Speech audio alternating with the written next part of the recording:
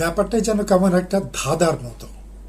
ডেনমার্কের স্বায়ত্তশাসিত অঞ্চল গ্রিনল্যান্ড কিনতে চাইছেন মার্কিন যুক্তরাষ্ট্রের প্রেসিডেন্ট ডোনাল্ড ট্রাম্প, আর তাতে সায় দিয়েছেন রাশিয়ার প্রেসিডেন্ট ভ্লাদিমির পুতিন।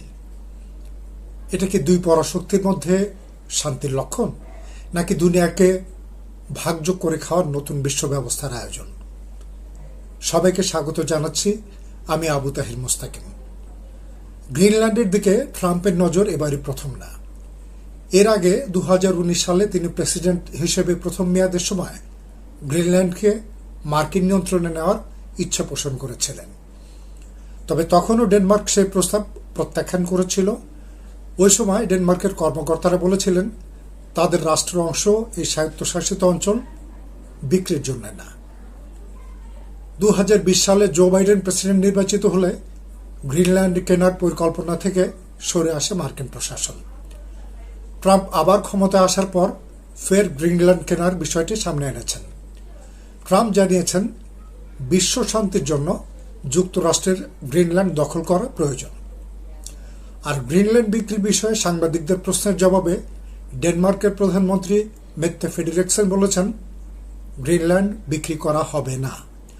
নেটোভুক্ত দেশ হিসেবে যুক্তরাষ্ট্র ও ডেনমার্কের আরও ঘনিষ্ঠভাবে কাজ করা উচিত বলে জানিয়ে দিয়েছেন ডেনমার্কের প্রধানমন্ত্রী। বিশ্বের বৃহত্তম দ্বীপ গ্রিনল্যান্ডের 80% অঞ্চল বরফে ঢাকা, আর মাত্র 60,000 লোকের বাস এই দ্বীপে।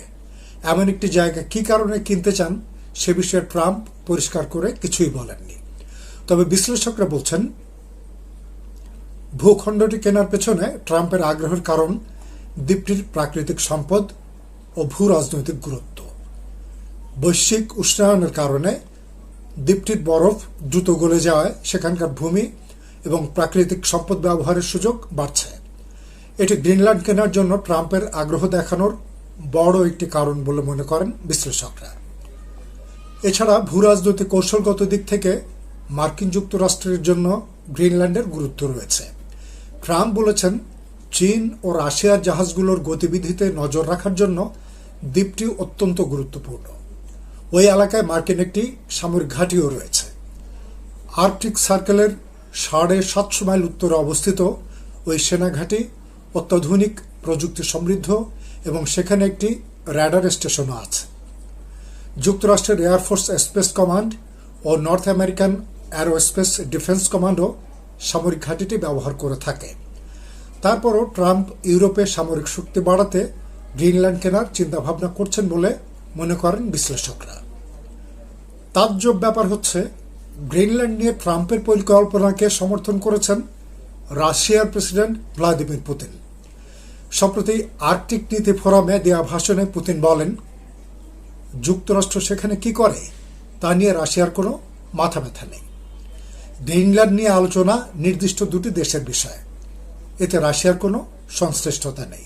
বিশ্লেষকরা মনে করছেন রাশিয়া ইউক্রেন যুদ্ধ বন্ধ এবং সামরিক জোট ন্যাটোর ব্যয় কমাবার মধ্য দিয়ে ইউরোপে যুক্তরাষ্ট্রের প্রভাব কমে আসছে। এ পরিস্থিতিতে রাশিয়া আবার বহুমেরুকেন্দ্রিক বিশ্ব প্রতিষ্ঠার সুযোগ নিচ্ছে। যুক্তরাষ্ট্রের সাথে অর্থনৈতিক সহযোগিতার পথও খুঁজছে রাশিয়া। এই অবস্থাকে নতুন এক বিশ্ব ব্যবস্থার ইঙ্গিত বলে ব্যাখ্যা করছেন বিশ্লেষকরা। এতে করে বিশ্ব আবার মার্কিন নেতৃত্বাধীন জোট এবং রাশিয়ার নেতৃত্বাধীন জোট বা শীতল যুদ্ধকালীন সময়ের হানাহানিতে ফিরে যেতে পারে বলে আশঙ্কা অনেকের। তাতে আবারও সাধারণ মানুষের প্রাণ ঝরার আশঙ্কা সৃষ্টি হলেও আমেরিকা এবং রাশিয়ার অস্ত্র ব্যবসা জমজমাট হয়ে উঠবে বলে ধারণা তাদের। তবে আমেরিকা আর রাশিয়ার শীতল যুদ্ধ যুগে ফিরে যাওয়ার প্রচেষ্টা অতটা সহজ নাও হতে পারে, কারণ গ্রিনল্যান্ড সফরে যে স্থানীয়দের তোপের মুখে পড়েছিলেন যুক্তরাষ্ট্রের ভাইস প্রেসিডেন্ট জেডি ভ্যান্স, সেখানে সফর সংক্ষিপ্ত করতে বাধ্য হন তিনি। পাশাপাশি যুক্তরাষ্ট্রের ক্যালিফোর্নিয়া রাজ্য কেনার পাল্টা প্রস্তাব দিয়েছেন ডেনমার্কের একদল নাগরিক। এ নিয়ে সংবাদ পরিবেশন করেছে যুক্তরাষ্ট্রের বিভিন্ন গণমাধ্যম। তারা বলেছে এ প্রস্তাবে সাড়া দিয়েছেন অন্তত 2 লাখ ডেনিশ। তারা ক্যালিফোর্নিয়া রাজ্যের দাম ধরেছেন $1 ট্রিলিয়ন। কিভাবে দাম পরিশোধ করা হবে তার প্রস্তাবও তুলে ধরেছেন তারা। মনে রাখা দরকার, দেশপ্রেম কোনো শক্তির রক্তচক্ষুর ধার ধারে না। গাজার ফিলিস্তিনিরা বারবার তার প্রমাণ দিয়েই চলেছেন। প্রমাণ দিয়েছে ভিয়েতনাম, ইরান, আফগানিস্তান আর ইরাক। এ ধরনের প্রমাণ যাতে বিশ্ববাসীকে আর দিতে না হয় সেটাই কামনা। সবাইকে ধন্যবাদ জানিয়ে শেষ করছি।